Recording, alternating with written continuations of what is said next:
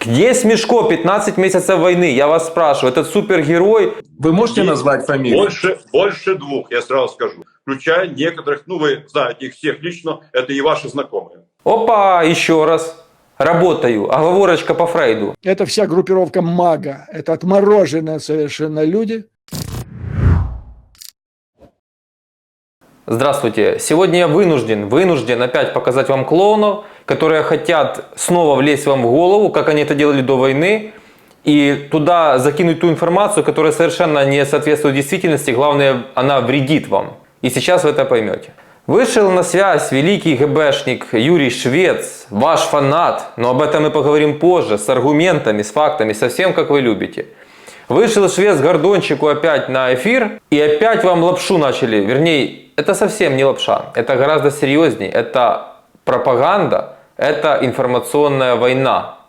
Это один из видов современной войны. Вот послушайте, пожалуйста. Юрий Борисович, скажите, Трамп может стать президентом США следующим? Это страшный сон. Страшный сон для Украины, потому что тогда Путин выиграет в течение 24 часов. Как вам такое? Человек говорит, что Путин выиграет в течение 24 часов. Трамп заявляет, что он в течение 24 часов завершит эту войну в Украине. Посмотрите, как Швец коверкает информацию. А потом вот эти женщины 55+, не очень-то образованные, которые при любом раскладе, который им не нравится, у них один ответ: а ты чему не на порядку на Бахмуте и все остальное. И еще есть вторая категория людей, которые просто вот наивные люди, которые увидели мужчину, который томным голосом, как и Арестович, там что-то рассказывает, просто поверили. Им совершенно плевать, как всегда у нас в Украине, на бэкграунд человека. Слушайте дальше. Ну, Трамп, это пудель, это агент однозначный. Минуточку. Трамп агент? Кого? Ну, конечно. Кого? Кого? Кремля. Трамп агент, не просто друг, а агент Кремля. Ну, конечно, безусловно. Ну, пока что все идет как. Давайте сразу так, по поводу агентов Кремля. Юрий Швец, агент КГБ. На мой взгляд, конечно, действующий. Это на мой взгляд. А вы уж решайте сами, можете написать в комментариях. Дмитрий Ильич Гордон – это тот, кто всегда показывал вам на своих каналах, в своих книгах, еще со времен телепередач на украинском телевидении, разного рода русский мир, латентный, вату, гебню. На его юбилеях тусовались одни регионалы и тоже адепты русского мира, криминал из России и все остальные. Что они там вам сейчас рассказывают? Кого вам, давайте по порядку, кого вам навязывал Юрий Борисович Швец и Дмитрий Ильич Гордон перед выборами в Украине, и президентскими, и парламентскими? Игоря Петровича Смешко. Не перестану об этом напоминать. Ключевое здесь, не пишите, что сейчас уже так немножко начали писать, Швец ошибся только в одном, в Игоре Смешко. Нет, это не ошибся. Это он заведомо вам его навязывал. Это не ошибся. Это КГБ. Это не кто-то там какой-то недоразвитый, который просто вот такое вот будет ляпать. Это специально делается. Давайте посмотрим, пожалуйста, один отрывок из недавнего интервью Дмитрия Гордона с Маломужем. Маломуж много лет проработал в руководстве украинских спецслужб. Слушайте внимательно. Среди руководителей СБУ были агенты России? Были. Я их сказал, несколько было. Вы можете назвать фамилии? Больше двух, я сразу скажу. Вы можете назвать фамилии? Не могу сказать, потому что это сейчас, конечно, должно проведено следствие. И, соответственно, как и бывший руководитель спецслужб, СБУ, разведки, конечно, несу и юридическую ответственность. И безосновательно, бездоказательно, без решения суда, соответственно, обвинение таких лиц, это, конечно, с моей стороны будет минимум некорректно, а с другой стороны даже преступно. Поэтому в данной ситуации я это четко знаю. В последующем, конечно, должны быть проведены расследования. Я надеюсь, что профессиональные кадры в службе безопасности, Генеральной прокуратуре, конечно, они будут, и мы проведем это расследование досконально. От начала независимости, кто был, и в том числе руководитель спецслужб Украины, включая некоторых, вы знаете их всех лично, это и ваши знакомые. Да, теперь... Опа, Дмитрий Ильич, ну что там, спинка у вас вспотела? Неожиданно, да, получилось? Да. Знаете, о ком идет речь? Конечно, об Игоре Петровиче Смешко. который был руководителем СБУ именно в то время, когда было совершено отравление нашего президента третьего Виктора Ющенко. По-моему, правда, Ющенко это самому уже не интересно. Я там недавно смотрел его интервью 1+1, у него опять бджолы, музеи, опять у него. Он в своем мире, он в своей теме, он до сих пор не понял реалии, он свое продолжает гнать. Ладно. Куча минусов, но я считаю самый лучший, самый успешный президент Украины за всю историю. Там еще был такой Сацюк, на тот момент зам Смешко, зам председателя Службы безопасности Украины. Как только это все с Ющенко случилось, тут же рванул в Москву, больше оттуда не приезжал. Как вам такое? Маламуш сказал конкретно о Смешко сейчас. А теперь главный вопрос, можно сказать, этого эфира. Фанатам Игоря Петровича. Скажите, пожалуйста, 15-й месяц войны, где Смешко? Где Смешко 15 месяцев войны? Я вас спрашиваю. Этот супергерой, супер лучший человек, ни капельки не агент КГБ. Скажите, где он? Показываю вам фотографию.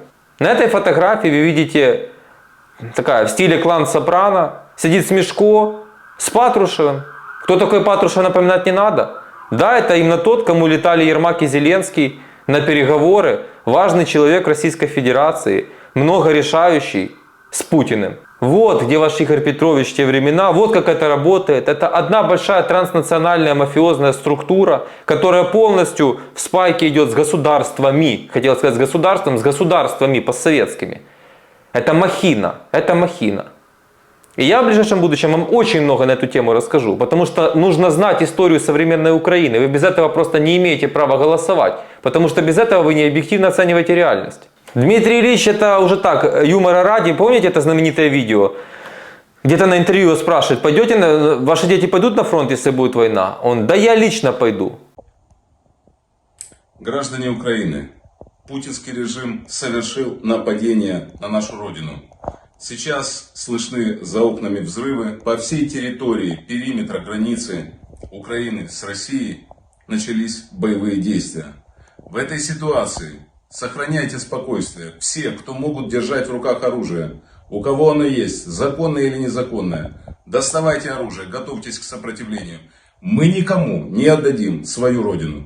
Розглядали ви для себе ймовірність того, що можете піти на фронт як військовослужбовець? Я всегда это понимаю. Угу. Вот, но по закону это же не получается из-за детей. Спросите у Дмитрия, почему ни один из его сыновей не воюет на фронте. Потому что, я вам сейчас скажу почему, потому что у старшего моего сына заболевание очень тяжелое, с которым не то что на фронт, ему жить с ним тяжело. Что касается двух других моих детей, они оба рождены не в Украине, они граждане, Лев у меня гражданин Соединенных Штатов Америки, они живут в Америке много лет, учились... Один в Англии учился еще в школе, потом в университете в Англии. Оба живут в Америке, они рождены не в Украине. Давайте дослушаем швеца и продолжим. Разработка его велась еще, я вам сейчас скажу, с его поездки в Москву. 87-й год, гостиница «Интурист». Совершенно верно, которая происходила... Нет, не «Интурист», это, по-моему, они смежные, это «Метрополь». Он в «Метрополе», по-моему, останавливался. Не, он жил в «Интуристе». На месте которой Ридс Карлтон сейчас стоит. Была высотка, помните «Интурист»? Помню, да. Интересно, там не такие уже шикарные номера в «Интуристе» были. Да, но там селили интуристов. Ну да. Окей.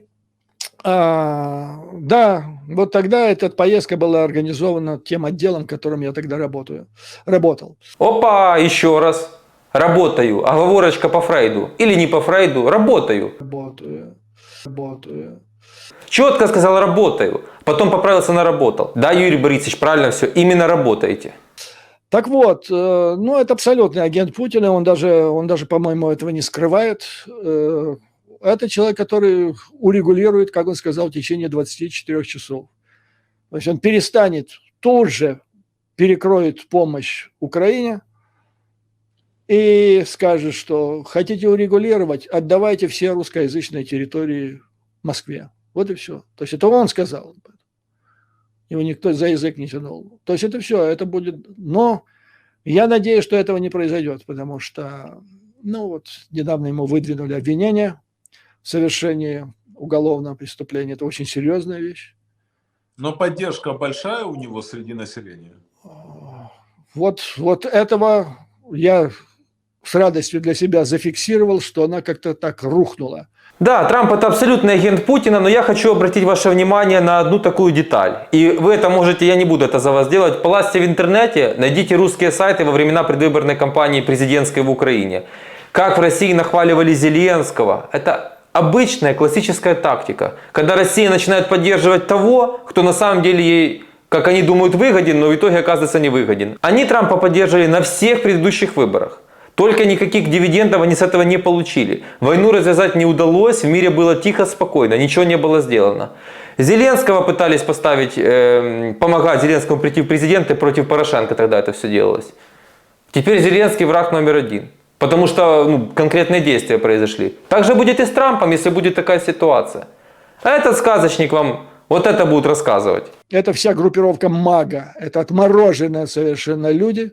Полностью согласен. Группировка МАГА полностью отмороженная. И как полностью отмороженный из группировки МАГА, хотя не являюсь гражданином США, хочу вам сказать, почему, скажите, пожалуйста, люди, так получается у нас, что Юрий Борисович Швец, русскоговорящий КГБшник, вам нравится больше и подходит больше, вы прям в драку готовы за него вступать, чем, например, я, русскоязычный украинец. Скажите, пожалуйста, почему так? Потому что он говорит вам то, что вам хочется слышать, так он вас этим заражает, потом вы заражаете этих своих друзей, соседей, детей, внуков этой дичью. А самое главное, вы идете потом на выборы и так и голосуете. Вы уже в президенты США решили влезть. Уже в Украине навыбирали, теперь надо в Америке навыбирать. Оставьте, пожалуйста, свои таланты при себе. У вас еще есть один шанс на просветление, это я обращаюсь к фанатам Швеца. Подписаться на мой канал, поставить колокольчик. Может, тогда вы начнете что-то понимать. Потому что для меня это просто, не то чтобы загадка. Я на недавнем стриме говорил, и еще раз повторюсь. Типичный менталитет украинский. Это вообще постсоветского пространства, но меня сейчас украинцы интересуют, мои соотечественники. Автомобиль. Надо пойти посвятить. Дать аферисту этому в женском балахоне деньги. Потом надо сесть в эту машину, навесить 95 иконок, но не пристегнуться. Так вот запомните, слушая русскоязычного КГБшника Швеца и мне в комментарии выписывая, а чему не на мове, но при этом вам ничего не мешает слушать Швеца и главное принимать его к душе, к сердцу и реально принимать его позицию. Это тот самый непристегнутый ремень безопасности. А мой канал и я лично, это для вас ремень безопасности. Потому что я болею за Украину. А он, как на заборе я здесь прочитал, работает с Демократической партией США. Понимаете, в чем дело? И он рассказывает такого, он вас под монастырь подведет. Вы вспомните мои слова, он уже это сделал и не раз.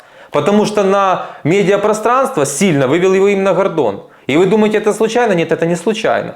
Есть целая сетка спецслужб российских, которые тесно, как мы уже видели и по моим видео, и вы новости, наверное, читаете, были внедрены в Украину. СБУ пронизано российскими агентами. Было, есть, надеюсь, не будет так. И Гордончик вылазил именно тогда, когда это было надо. Он себя всегда хотел считать очень важным и влезал в это все. И Смешко вам напаривал.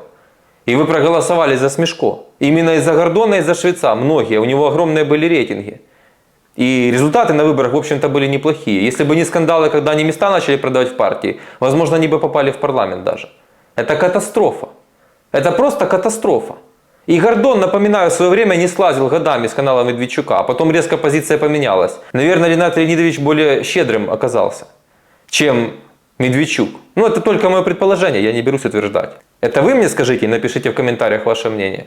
Трамп – будущий президент США. Для меня это уже просто очевидно. И вот эта технология рассказывать, как он сказал, Швец, да, у него там рейтинг падает, никто за него не выходит. Вранье. Те, кто живут в Америке, те прекрасно знают, читают новости, нравится вам это или нет, у Трампа самые высокие рейтинги в США. Но это классическая технология. Первое – показать, что он вам никакой опасности на самом-то деле не внушает, вернее, не представляет вам. Вторая технология – начинать делать клоуном. Или наоборот, это две таких простых технологии. Когда он уже вам реальную опасность представляет, вы уже включаете тяжелую артиллерию. Вот так это работает. Хорошо, я вам не нравлюсь, но только україномовні, напишіть мені, чому не мовою. Потому что вы прекрасно подписаны на Швеца. У Швеца из Украины основная аудитория. Это костяк его канала, его подписчиков. который я вот за год сделал 100 тысяч подписчиков, чудом, все в шоке, и специалисты, и не специалисты, и хейтеры, все в шоке. Без единого доллара в продвижение канала. Этот красавец сделал за год 1 миллион. Поверьте, я знаю, что это такое, чудес не бывает. Я об этом говорю каждое видео про Швеца, и сейчас вам хочу сказать. Так это все работает. Для Гордона хороших слов у меня нету, он тоже ничего не понял. У Гордона сейчас цель одна, всем показать, потому что под него, в принципе, украинские спецслужбы так патриотичные, которые начали копать, по моей информации, еще во время начала войны. И потому сейчас ему важно везде, скоро бандану какую-то в украинских цветах или кепку оденет, показать, что он патриот и с российскими спецслужбами не связан никак. И никогда не был, что очень смешно, конечно. И он вам будет сейчас не такое рассказывать и показывать, но у него одна задача – окончание войны, чтобы запустилась экономика Украины, его недвижимость сдавалась в аренду, политический процесс, а политический процесс – это всегда выгоднее любой недвижимости для Гордона. Такой это человек, ничего не понял. Он же тот, кто показывал вам тех и рассказывал, и восхвалял в том числе тех людей, которые эту войну привели.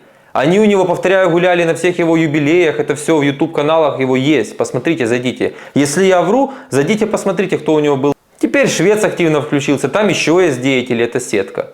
Но где Смешко? Предположение напишите, фанаты хотя бы, где Смешко? Швец говорил, что на сверхважном задании в Вашингтоне, поскольку он член клуба мирового правительства. Но это же для сумасшедших просто. Вы же не сумасшедшие, надеюсь? Это вообще не шутки, это судьба Украины. Никаких шуток, никакого юмора я здесь вообще не вижу. Это судьба Украины, реально. Еще раз говорю, следующие выборы в парламент и президентские будут проходить в Ютубе. И вот эти деятели будут вам распинаться, и уже Игорь Петрович, понятно, сбитый летчик, мы еще узнаем о нем правду. Они вам другого найдут. Почему не Арестовича? По-моему, отличный кандидат. Фейгин это тоже с бэкграундом таким сомнительным, но об этом мы как-нибудь тоже поговорим. Вот эти все стримы их супер успешные, Гордон это все дублирует, Швец. Ну, посмотрите, будут вам, ну так я предполагаю, Арестовича будут вам пропагандировать. А если Ренат Леонидович еще кинет денег в Арестовича, вообще будет просто сказка. Будет новая партия, и будет вам Гордон со Швецом днями и ночами рассказывать, как это хорошо. Яценюка туда втиснут, Гройсмана туда втиснут, значит, Аваков вернется там будет. Поверьте мне, все так это и будет. Если, конечно, не поумнеете. И запомните, те, кто это не понял, вы причастны ко всему происходящему.